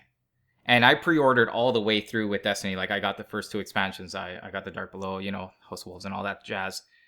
And I also bought the latest Call of Duty. Like, I pre-ordered that as well. And that was terrible. That was terrible. When I first opened that package, like, the way people were spawning. Anyways, the game was broken. It was not fun. It was not competitive. It was a shit show, to be honest. But I put that game down. But as this game is right now, like, it's fun. Like, I enjoy the gun game. That's why I'm here. Like, universally, everyone's like, this is a great gun game. Like, when I came into this game, and I think a lot of people came in the same way, we're thinking Halo, and it definitely delivers in that first-person shooter aspect. It's super fun. It felt really good, but at the beginning, like when everyone was trying to reach that peak, we were playing with really fun guns. The time to kill was way lower than it is now. There was a lot more variety because people were learning the game and things like that, And it was a great time. Unfortunately, somewhere along the way, you're gonna reach points like this where we are now, and I just hope that we change. And as great it is to be hopeful and look forward to things, and trust me, I'm hopeful. Like, I'm gonna get it. I'm honestly gonna get it because I do like this game, but I may not pre-order. I may actually I'm gonna backpedal. I may actually wait to hear what's gonna be happening in this game before I go in. That's perfectly fine. The only reason I pre-ordered is because it's literally my job to play this game, and I can see that it's probably going to still be my job when that game comes out. So I might as well pre-order it. But from a completely consumer standpoint, I would not have pre-ordered this. I would be waiting, a week or two, kind of like I did with Witcher 3, kind of like I did with a lot of games that have come out. I wanted to see how the community reacts to it. Mm-hmm. And I'm just at that point. I've just been let down quite a few times. Yeah, and that's completely understandable. I mean, I think all of us have. I wonder if the community at large is really going to stick with the game, if the disappointments that have been stacking up lately are going to be enough to really. I mean, we all know that House of Wolves, the game got more popular with House of Wolves than it was during Christmas. Oh, yeah. It was really fun for a bit. Like, I won't disagree with you there. First 2 weeks Yeah. were fantastic. I really wonder. There's people on my raid team that are kind of, I don't know if I'm going to buy this next one. They got House of Wolves and Crota's End because they pre-ordered, and Yeah, we were already buckled in. There was Yeah. like, one way. Well, but now it's going to cost money this time. like, See, Time again to make a decision. there's going to be a lot of people that are saying that right now, and it's completely understandable. I think a pinnacle of growth that's going to come back and sway a lot of people is seeing this new raid. I really do, because they're saying it's going to be the biggest raid ever. And Vault of Glass was a giant, momentous PvE experience that made a lot of people say, "Wow, I have to play Destiny." the raids were To see this happen. the raids were the drawing force for a lot of the original player base of Destiny. Mm-hmm. Yeah. And if there's a new raid that's bigger than Vault of Glass, that they're claiming is going to be the biggest one ever, and if they hit that mark and make everybody happy with it, I think there's going to be a huge, huge amount of people that want to come back and play that raid a lot. I hope That's my opinion. The thing is, if you deliver a good product, people come. Yeah. That's just a fact. So, Yeah. But we got strong competition this year, which I don't feel like we had last Yeah, year. Like you said, Call of Duty was not a strong year for Call of Duty. There wasn't a whole lot of big releases. there weren't very last many year, options. especially in the first-person shooter. Yeah, but genre. people were saying Advanced Warfare was going to be, oh my god, like, look at what they did with Titanfall Warfare, Call of Duty, this is amazing, it's going to blow everything out of the water. Then a month later, people were like, this is garbage. Yeah, I Titanfall think died in Fallout a weird 4, way. people are not going to be saying that about. In a lot of ways, I think That's true. That's Bungie, my prediction. yeah, Bungie got lucky in a lot of ways with Yeah. the amount of crap that was released this year. Yes. Yeah. Like just Yeah. total I feel like- disappointments. And so I think there's no clear like front runner that will AAA title that's a front runner that dominated the space for first person shooters. I mean, That's true. I played Black Ops 3 at E3 and I got to tell you, man, it felt good. Yeah. So I'm really personally hyped excited on about that. game. Fallout 4 is coming out. That's going to pull a lot of PvE players away. The Division is coming out early next year. That speaks to almost the exact same community. Exactly. And I think we got to realize that Bungie knows this too. They do. They know that it's either, produce right now or basically watch your user base dwindle, I think. See, here's yeah. one thing. When Luke Smith got interviewed by Giant Bomb, that was one of the best interviews I saw. Not only Yeah, just because that it was was a really good interaction between developers and then kind of community, but one of the things that Luke Smith said is something that I've been agreeing with: is it's okay to put Destiny down and come back later if it looks like it interests you. I believe the quote was something along the lines of, "Yeah, I'm playing this and it's fun right now. And then if it gets to a point where it's not fun, I'm just going to go put it back up on a shelf. And then if I hear about it from someone else that, hey, it got fun again, well, I can pick it back up off the shelf again." So clearly some people at Bungie, are in that mentality of, we understand that our game isn't going to be the one and only thing that you play. And that's fine. Yeah, absolutely. And I think there's actually two things to the future of Destiny. One being how these PvE experiences rise and then dissipate and then rise and dissipate, and those people come and go. Because like you said, Fallout 4 is going to take a lot of people and they're going to want to play that. But when they're done with Fallout 4 and there's a new raid potentially, they're most likely going to want to experience a new raid. And then there's going to be another side of people that once Bungie gets a little bit more competitive with their PvP side and actually have custom matches or private matches and look at the balancing a little bit more, that whole section of people are going to have a new appetite for the game as well. So there's these two things. I think Bungie's aware of it. The future holds the facts. Exactly. Yeah. Yeah. We're We'll going to have have to to wait wait and a see. little bit. And I don't want to come off as like a hater to this game, because you guys know I like this game, or I wouldn't be playing it. I wouldn't be making these videos. But it's just kind of, it's not even just this game's fault. It's I think it's just the way that the Xbox One has been handled and the games that have come out on it. I have had a extremely fun time with this game, and I play it all the time, and I don't get bored of it. And but that's just me as a player. You know, people think that I'm not critical. Like, I think everybody, if they listen to me, knows that I'm critical of Bungie's approaches and stuff. But I'm not disingenuous. I have a really fun time playing this game, and I play it all the time. Not because I have to, but because I want to. And I think that when it stops becoming fun is when I will stop playing it. But and I think I represent maybe a part of the community that enjoys the way it is. And they want things a little differently, but for the most part, we really enjoy jumping on and playing and hanging out with our friends and talking about just shooting the shit while we're running strikes. And I don't find it monotonous. I don't find it taxing. I don't find it like a negative thing. To me, I jump on and hey, and stop listening to me if you don't like me, right? I mean, get it, whatever. So to me, this game is a shitload of fun. I enjoy spending time with my friends. And it has nothing to do with any other reason than I'm here to say, hey, I really like it. Like, I think there's a lot of things that it can improve on. And I think that's why we're here, is to make sure that we have a voice, the community has a voice, and then within this group here, I think we represent a very good cross section, right? Except for for the most part. Except for Briar, because Briar's the only one who thinks that the last word isn't overpowered. So it's fine. It's other than that, I think we have a really good cross section. I don't think there's anybody who can really, like, honestly, except for Briar, say that.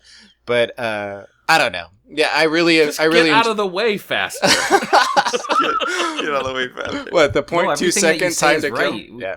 You Okay. you play to Yeah. have a good time, and like I said, one of the biggest parts to this game is the community, and I see that's what it seems like that's what you really love, Poke Bear. Yeah. You really like the Yeah. people that you play with. You've made really good connections. You have really good friends on this game. Yeah. And that's awesome. And the thing is, I want them to stay with you, but the facts are that if you don't have a good game, eventually people are going to move on. That's a good point. And I want to Absolutely. keep playing this game, so I'm only vocal because I want good things out of it. I'm not vocal to shit on it. I'm not at all. Oh, no. I just No. want things to get better. That's No, what it I is. think that's why I we're all absolutely agree here. with But you, Paper. we approach it. Mhm. I really appreciate the conversations because it's different perspectives on the same topic, and I think that we would be it would be silly for us to not think that Bungie's listening to the community here. Yeah. I came off a we're one little of the strong, but I voices, was yeah. like a soda bottle that's been shooken. Like I needed to let this out. Like I don't come on here all the time, so when I came out here, I'm like, oh, here we go. Yeah, I mean, I felt that a little. You were ready to. Yeah. You're ready to definitely. come I out was swinging. a bottle rocket there. Yeah, he's like the fourth horseman. He's like, "Bow, bow, bow, bow, bow, bow." Yeah. I'm like, Okay, good. There's time. All right, so I needed to settle down a bit. No, you're good. You're good. In all city, what's interesting too, none of us in this podcast have a problem with things like etheric light, right? No. Nobody's struggling with No. etheric light. No. There's a large amount of people out there Who that are? when I say etheric light is the new strange coin, they look at me and go, "Are you kidding me? I can't wait to get another etheric light so I can level up." Like Yep. a large Yeah. part of the community is that way. So Just- we're we- the silver lining of thoughts coming out of playing the game so much. That's what these conversations are about. We want people from different sides of the spectrum because I don't assume that I'm right about everything I say.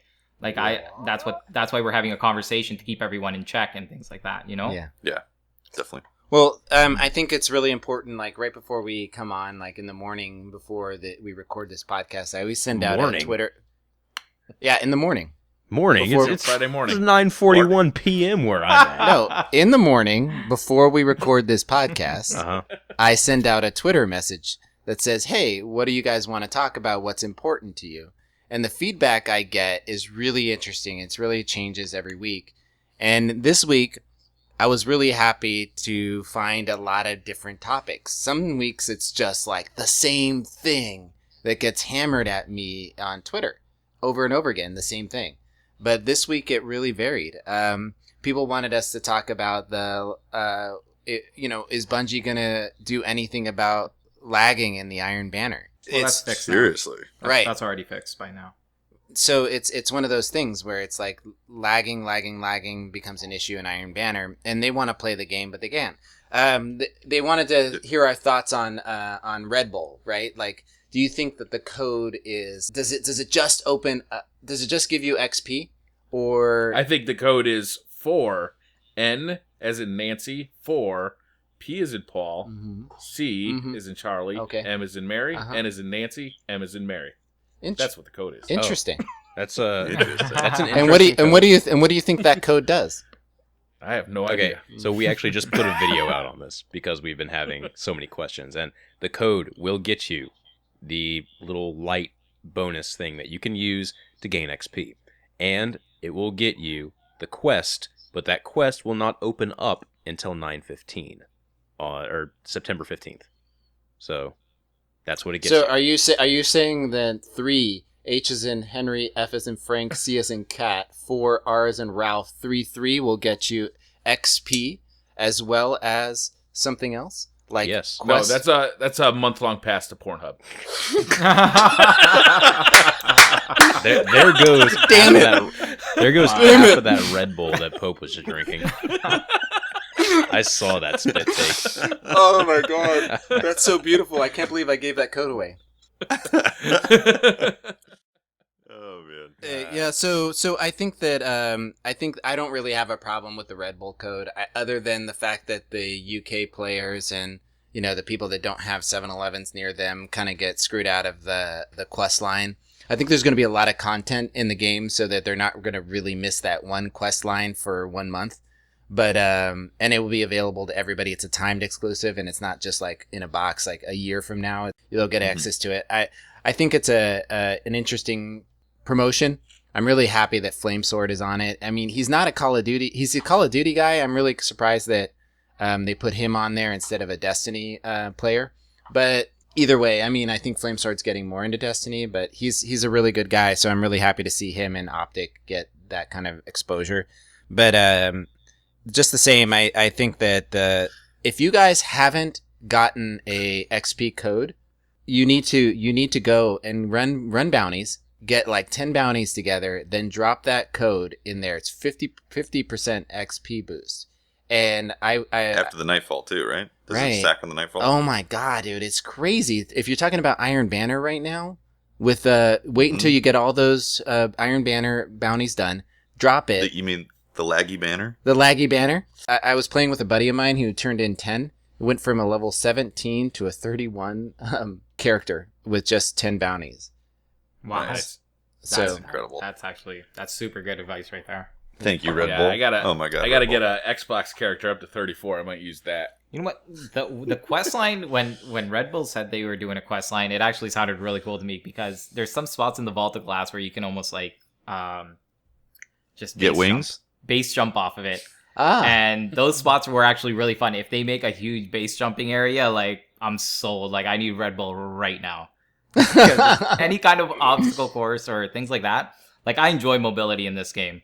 I was doing a charity live stream with Dado and Miss 5000 Watts and Irk from Bungie, and one of the things we were doing is the Vault of Glass on hard without jumping. So you weren't allowed to jump. So we remapped the controllers so that every time you press the jump button, your character would dance. To keep us honest. And so when we went through the raid, try to do the jumping puzzle, the chasm. Try to do it without jumping. I was just trying to figure out how to get to the Templar. Like, can I jump?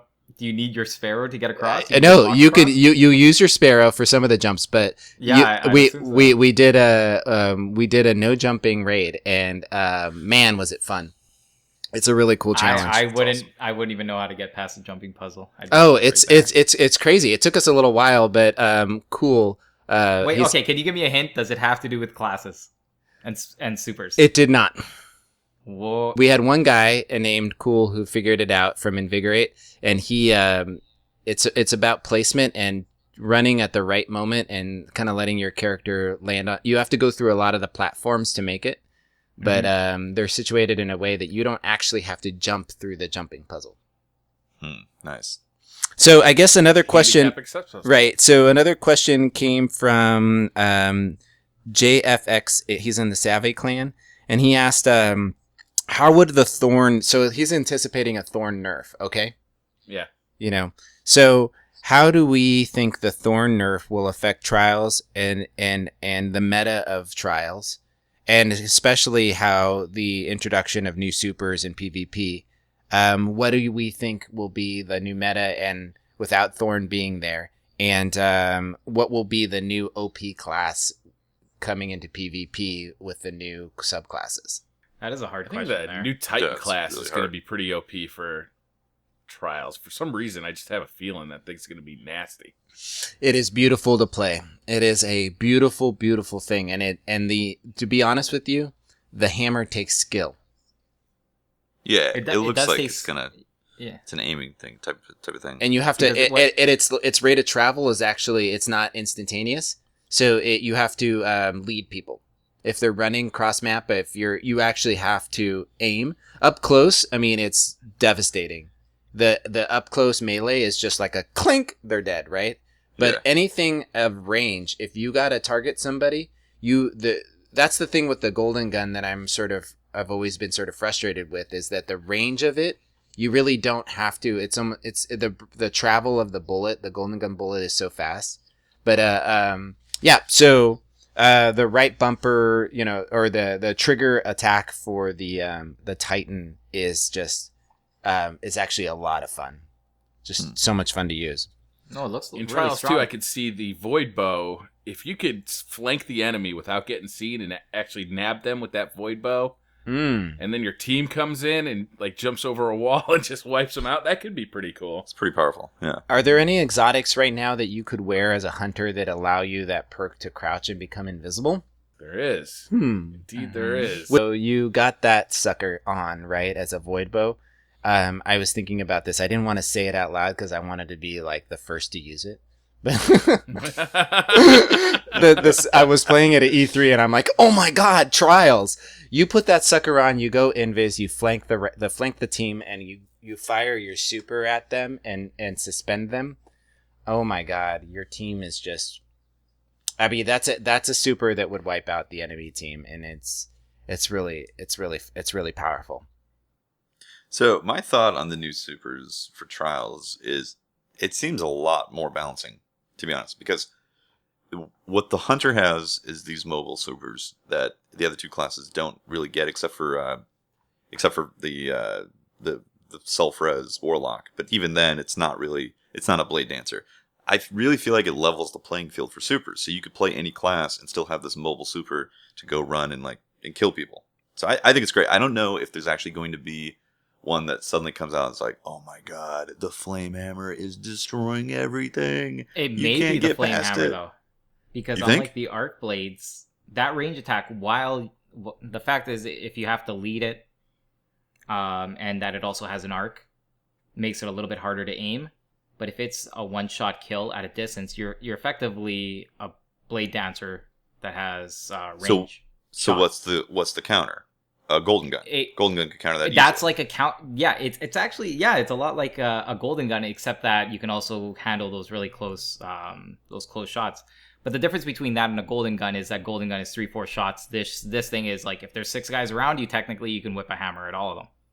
You're Right. capped Yeah. at 4 shots. Well, I That's think the difference. really it's going to matter what the new exotics are, because I think the supers are pretty well balanced without exotics.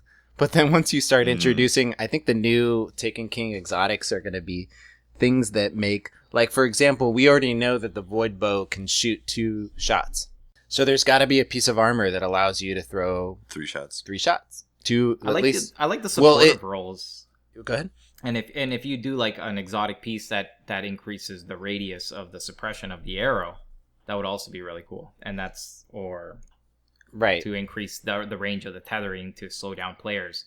That's more support roles instead of killing guys. And I think Yeah. I think Patrick was right though with it. Wouldn't it be like, so the tethering becomes a leeching or a damage over time effect, as well as like think of Well, why not make it like the Titan? Like the Titan has been the sole support. Like I don't want to be a Titan, but I love a Titan teammate. Oh yeah, Yeah. That's me the too. fact. Yeah. You know what? Maybe it's time for the Blade Dancer to stop slaying and put in a little bit support. Oh, Give me okay. really- So really let me good let me support explain something to you, Paper. There is nothing more satisfying than having a blade dancer coming at you and watching launching a hunter bow at them and having them stop in their tracks. It immediately stops somebody that is in their super. It instantaneously takes them out of their super and pins them to a ground, and they cannot move. When I see a Titan teammate throw a suppression grenade and stop any super, I lose my shit. It's so that's nice. amazing. It is so nice. It is such a frustrating thing for people. You're like, I don't want to be the wingman, but man, I'm so happy you're on my team Yeah, right now. I want to be Maverick. Well, I've been all you gooses out there, you're all I've been Number running one. I've been running Titan. doing my number one emote right now. I've been running a striker Titan with armamentarium, so I get 2 grenades and full intellect or full discipline.